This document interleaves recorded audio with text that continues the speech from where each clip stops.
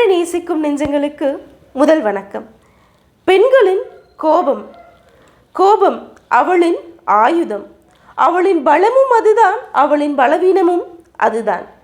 தெரியாத முகங்களிடம் கூட கோபம் கொள்கின்றாள் தற்காப்பிற்காக.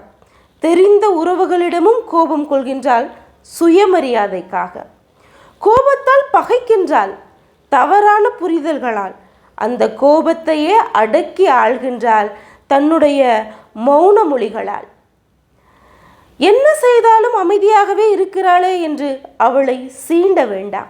ஏனென்றால் சில நேரங்களில் படபடவென பட்டாசாய் வெடித்திடுவாள், காளியின் அவதாரமாய் திகழ்ந்திடுவாள். குழந்தையாக இருக்கும் பொழுது பொம்மைகளுக்காக கோபம் கொண்டவள். விளையாடும் நேரங்களில் நண்பர்களுடன் சண்டையிட்டு கோபம் கொண்டவள். நினைத்தது நடந்தே தீர வேண்டும் என்று கோபம் கொண்டவள் தாயான பிறகும் கோபம் கொள்கின்றாள் தனக்கே தெரியாத காரணங்களால். கோபத்தை அவள் ஆளும் வரை சிறப்பாக இருக்கின்றாள். கோபம் அவளை ஆளும்போது மன அழுத்தத்தால் வெடிக்கின்றாள். கோபத்தை அவள் ஆள்வதே சிறப்பு, அதுவே மிகப்பெரிய பொறுப்பு. நன்றி.